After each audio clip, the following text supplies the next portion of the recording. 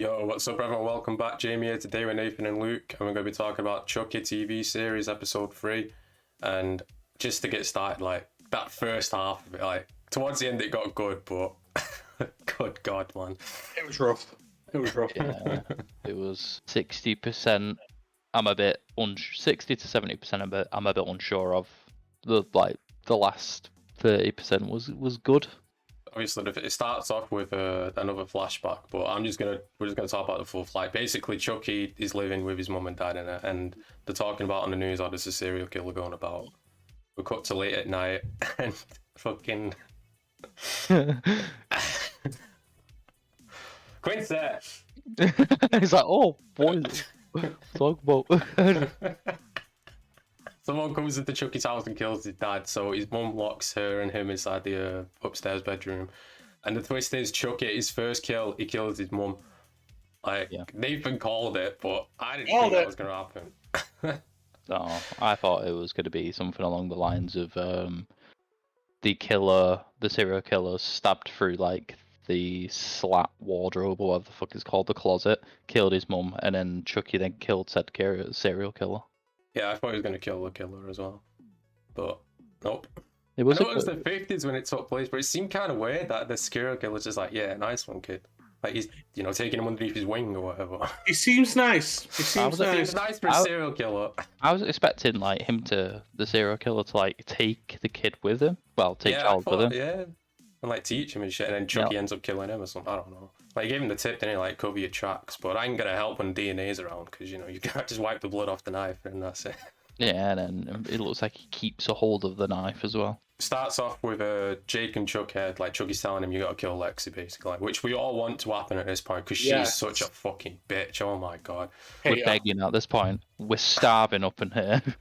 I still think, like, obviously at the end, like, it seems like she's dead. I think she's still alive, and they're gonna make her a good person. Yeah, and they're gonna try and turn her into, because even like later on she's singing to her sister, isn't she? And it's like, oh, look, she's being sweet, she's singing to her sister. It's like, I don't give a shit. She's done too much fucking... She's a bitch. She can't redeem her now. And this over, like, so Jake's inside the woods and then Lexi's running. And we clearly see it's Lexi, don't we, with the fucking blonde hair. Yeah. Clearly. And then once Jake gets up to where it turns into Junior and they're both wearing the exact same running clothes, like... And then it turns out Lexi's back at her house, just, like, sat on the grass. Yeah, like, what is she, supersonic or something? Like, how the fuck did she get so... What? Yeah. She doesn't have to worry about against Chucky if she can keep up that level of speed. I know, what the fuck, man, shit. Bit in fact, she can just change. Like, where did they change? Where did Jake not look and just, like, it swapped out? I don't know. I don't know. It's a hard one to explain, really. Like, they could try and play it off like fucking Lexi turned back, went home, because obviously Junior had her phone and was listening to her playlist. So it might have been take my phone, listen to my tunes, I'm going home, hurt my leg a bit because she was stretching. True, but why didn't Jake see that? Oh, I know, yeah. That's on Jake's fault. He needs to go to Specsavers. And we get Lexi apologising, I should say, for what she's done. Because she wants the Chucky doll for her sister, basically. Yeah, and she wants to keep Junior sweet. God, I hate this bitch. She's doing a job, technically. Like, she is playing a bitch to be hated. It's not the actor's fault, it's just the writing, isn't it? She's doing a job perfectly. Yeah. She's just doing a little bit too well for my liking.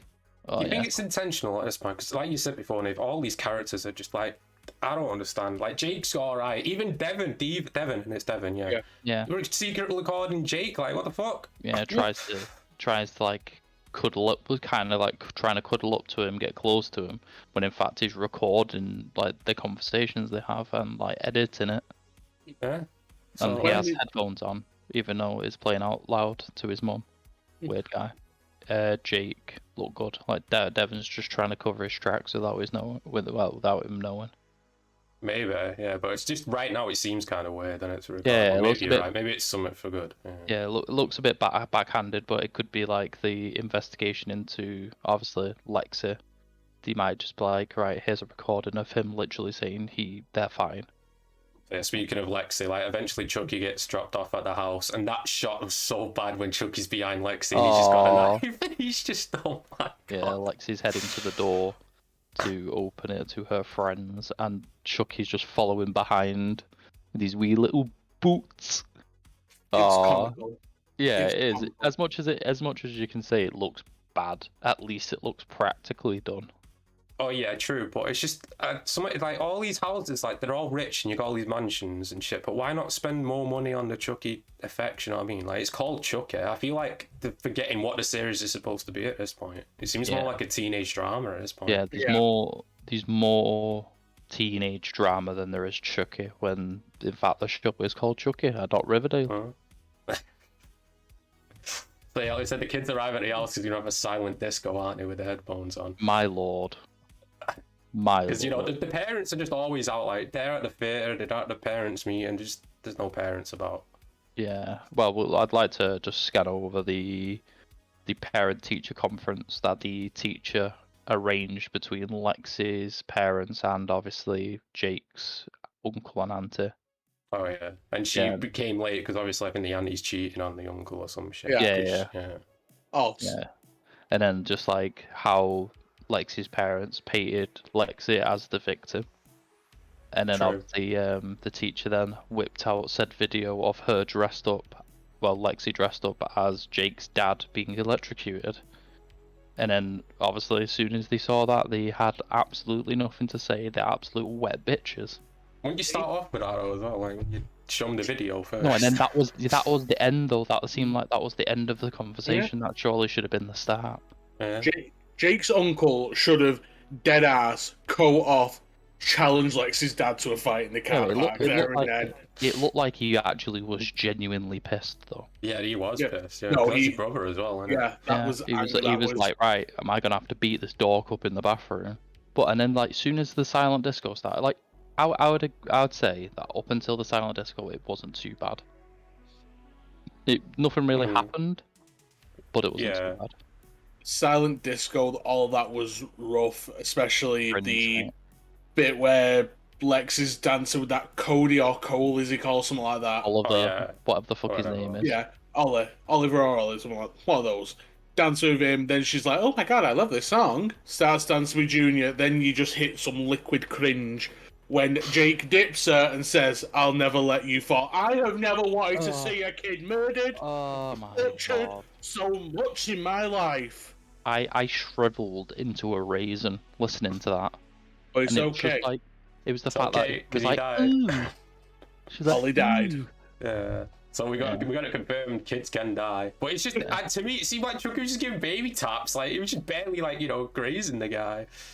I mean, it's making it slow and hurt, but it's just I thought he was gonna like survive it or something because he can't kill kids. But like, and let's get into that as well. Like Lex is upstairs smoking and she weed, and then it sets fire. Yeah, whatever. But it wouldn't set fire. But we'll let that pass because it's a TV show, whatever. But they said it's a Chucky. Chucky goes, "This is for Jake. You stupid fucking beep." Like, what?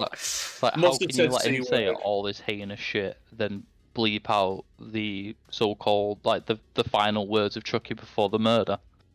Like murder's fine. Like every other swear word's fine, but you threatening to kill a child, a-okay. Calling her a you're not allowed to do that. No. Totally out of order. Oh, too far, Chucky. Stab her. Don't hurt her feelings. So yeah, the room's on fire. And like we said, I hope Lexi's dead here, but I'm gonna bet right now she's not dead. I feel like there's something along the lines of should be found all crisp and shit, and obviously not dead, sent to hospital, and then there's gonna be a scenario where Jake and Chucky are gonna have to deal with her. Yeah, or they go the route where like after this happens, she's not a bitch anymore. She changes her character, blah blah blah. I'm hoping it goes the way I said. Yeah, but they have to deal with her. She's done too much to earn forgiveness. Too much. And it was CGI flames, obviously, but it was a good shot of Chucky as the flames. Visually, the two shots from that one where like it's up against his face and he's got the knife, and then the one where he's doing the classic laugh with the room burning behind him. Just amazing. Yeah. Chef's kiss, my god. And obviously it ends with what we talked about before, Chucky's parents getting killed and him killing his mum. And then we're going to have to see where it goes from there. But I think episode 4 is next week, so we're nearly halfway through, I think. But yeah. I reckon this is when we're going to get like Jennifer or Yeah, just any of the old guy and Nico. I want Nika to be, if they introduce him, I want Nika to be the last one. Yeah, but Nika's going to be, I guess Tiffany's doing stuff by herself, but Tiffany and Nika are probably living I don't know if together, enough has happened, because normally especially Andy and say the good side, they'll be looking for like the pattern of Chucky and Chucky to be mentioned in the news. But I don't know if enough has happened. Oh yeah, try to think about it. So now, after maybe this fire is what like gets the attention, innit? Yeah, it's either that or they might even leave it to like the last 2 episodes. I hope they don't, but they might. Yeah. Because it's like a big reveal, and then it might be like they introduce a Nika or Andy in the last episode. I'm like, season 2. Season 2, bitches. We got people. We got people, you know. So yeah, overall thoughts. What rating would you give this episode? 7. 7 out of 10. It was fine. Made Chucky look cool. Couple of good one-liners. But just because of how teenage drama the first bit was, it lost points. It's going to be difficult for me, Chiefs, because cringe does not resonate with me very well.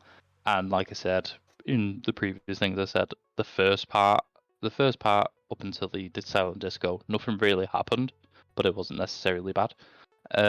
Silent disco was absolute unbearable cringe. I'd have to give it a 5. Fairs. I'll go with 7 just because I did enjoy the last bit more than the previous episodes. But like you said, Luke, that was some cringe to get up to that point. Yeah, like really, just up until the actual best bit, it was just like there just wasn't really much mentionable stuff other than the cringe. But yeah, let's hope it picks up more like soon, because like I said, I'm nearly halfway through it. But we'll stick to it and see what happens, I guess. But yeah, definitely. Until next time, make sure you check out Luke and Nathan's social links in the description. Click like and subscribe if you're new. In a bit.